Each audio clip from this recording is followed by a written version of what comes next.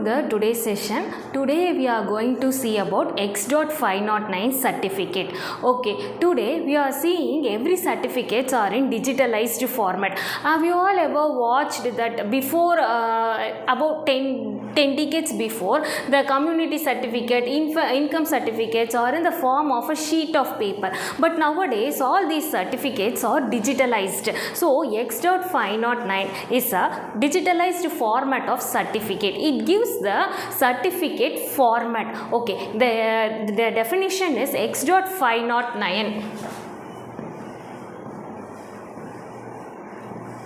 It is a digital document used to verify the identity of the individuals, organizations as well as components in the network.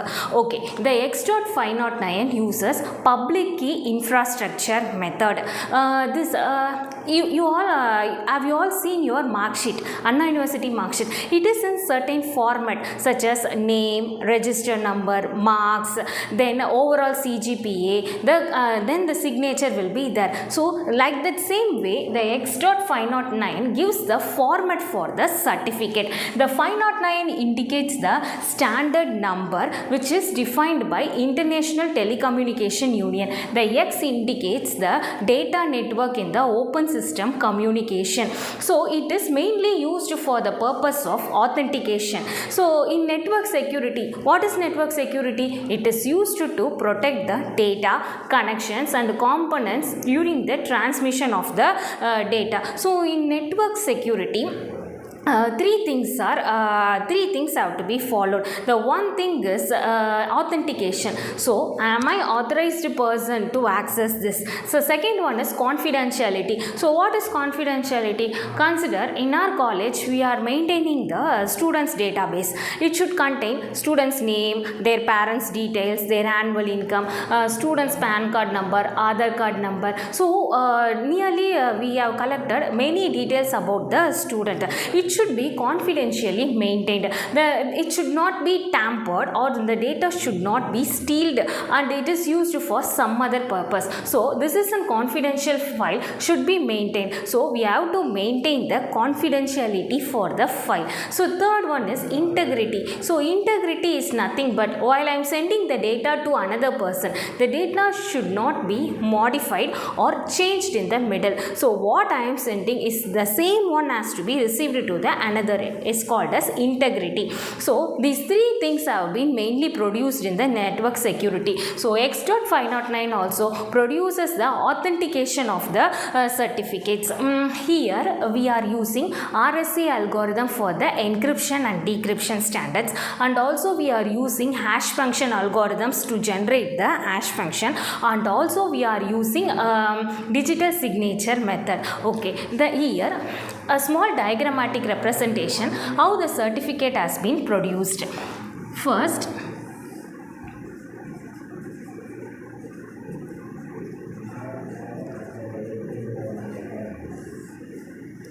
consider a person, user A.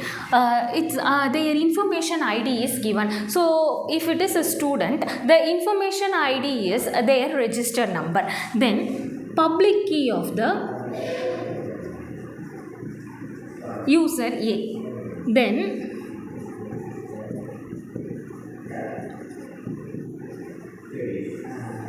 CA. Here CA is a certificate authority. So certificate authority means whom the certificate is issuing. Who is the person who is issuing the certificate to others? For an example, consider our Anna University mark sheet. Who is issuing that mark sheet? Controller of examination. If we are getting income certificate means whom is issuing the income certificate? Revenue department officer is issuing the income certificate. So certificate authority is the person who is issuing the certificate to the others.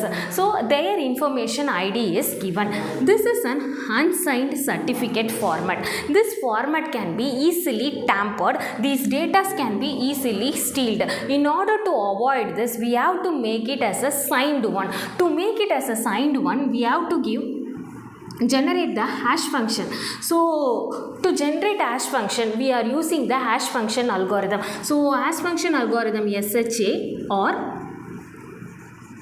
MD5. Any of this algorithm has been used to generate the hash function. Once the hash value has been generated, we have to encrypt this one. To encrypt this, we have to use hash function and private key of the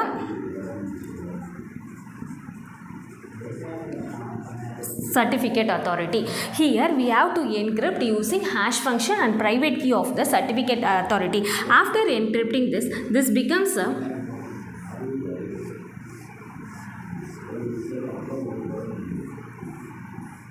digitalized signature format. This can be sent to the another user side. In user side, it has been sent in two format.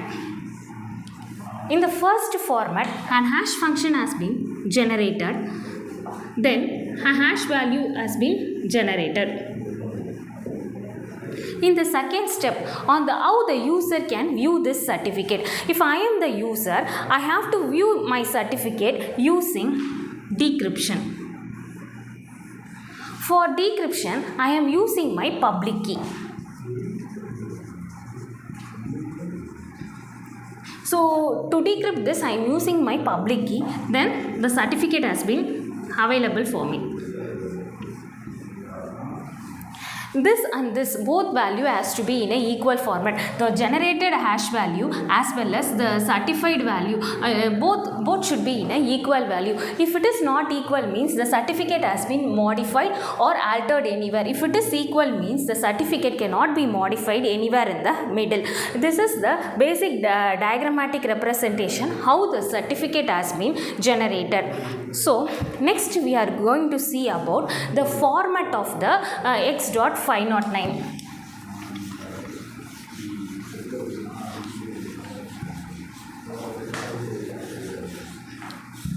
Next we are going to see about format. So format indicates a certificate has to be in certain format. If it is a mark sheet means it should be in a name, registered number, which college we are studying, list of subject we have studying, CGPA has to be given in the format of mark sheet. If it is an income certificate means who am I, then what is the job of my father, then what is the annual income. These are all the things contained in the certificate. So in X.509 what are all the things have to be present is given. So the first one is version, the second one is serial number, third one is signature algorithm, fourth one is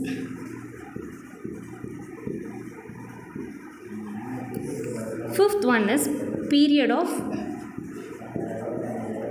validity, sixth one is subject name, seventh one is subject public key, eighth one is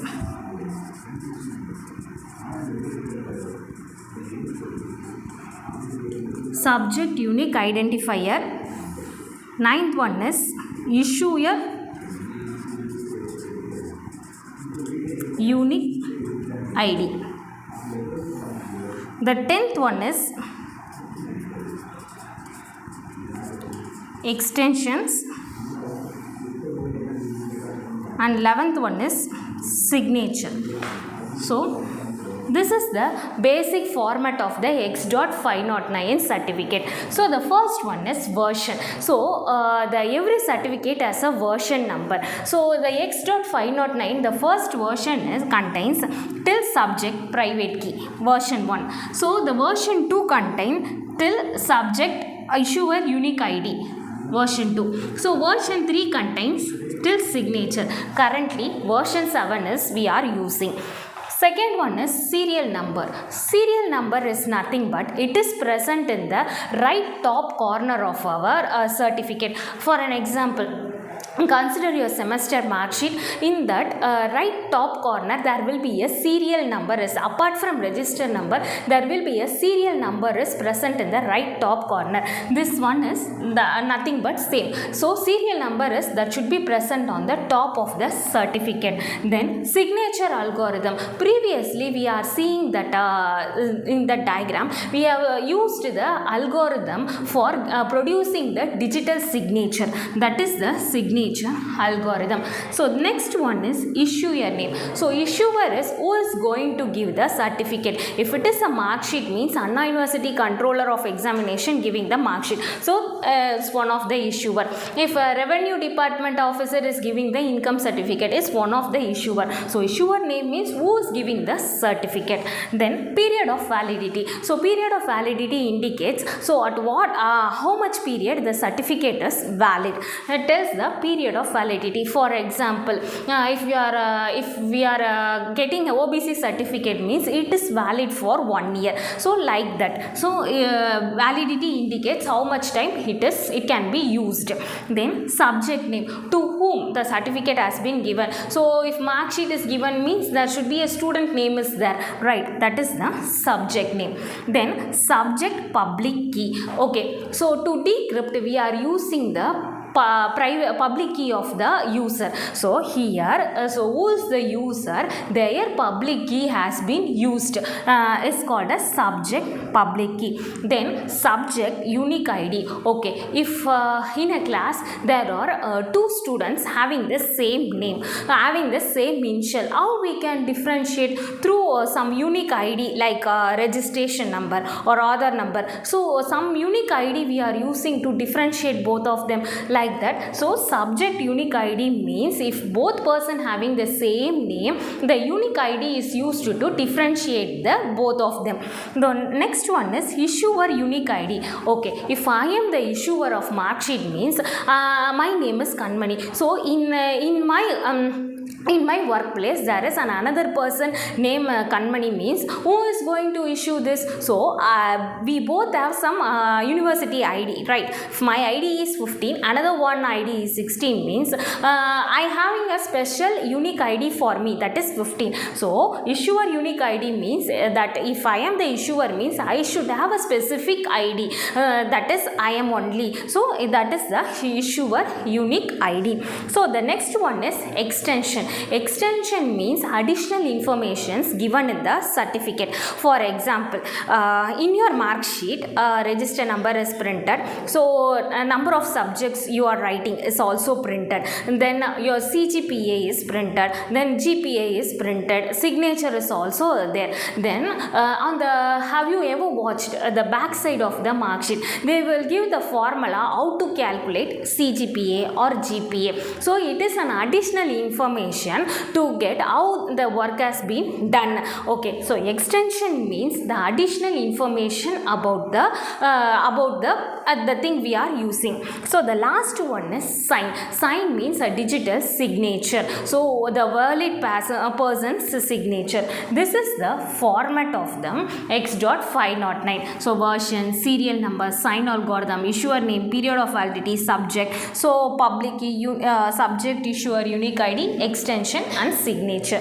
This format can be written in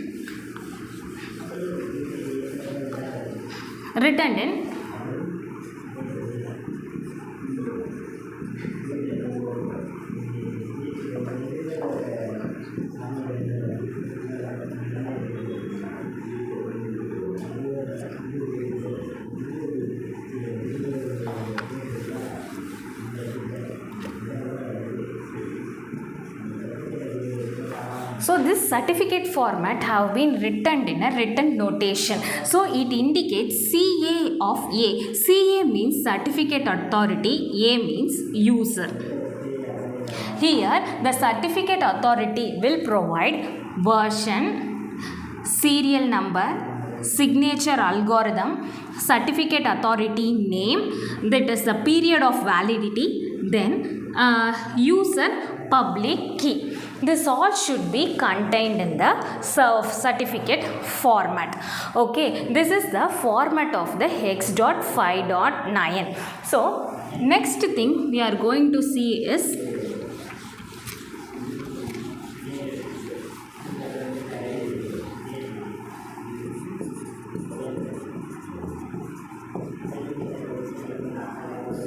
revocation.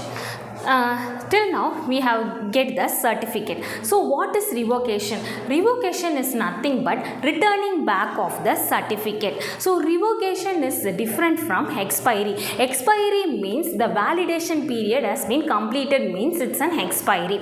But revocation means the certificate can be returned back due to some reasons. For an example, the certificate has been returned back by 3 reasons. The first reason is the user. So user's ID is compromised or user data is misused. For an example, if it is a mark sheet, means the mark sheet has been returned back due to why the mark sheet can be returned back due to some reasons. The subject that if one subject is there in the mark sheet but I didn't write this subject, means it is a wrong one. So the certificate can be written back if the user is not compromised or the value is misused. Second, the certificate authority is compromised. So certificate authority is compromised means, for consider if the mark sheet has been given, means it should be given by the controller of examination, not by the administration department or some other department. So if it is given by some other, it should be compromised. So then another reason is if the public key or private key of the any of user or certificate authority is compromised, means the certificate is revoked. Revoked means getting back of the certificate. The last thing in that is authentication process. In X.509 there are 3 types of authentication has been used. So the first authentication is one way. Here a user A can be communicate with user B. User B cannot able to communicate. So next is two way. Both can communicate and verify the identity. So 3-way means there is no synchronization clocks has been used to manage the time slot. Okay, till now we have seen the X.509 certificate and its usages. Thank you.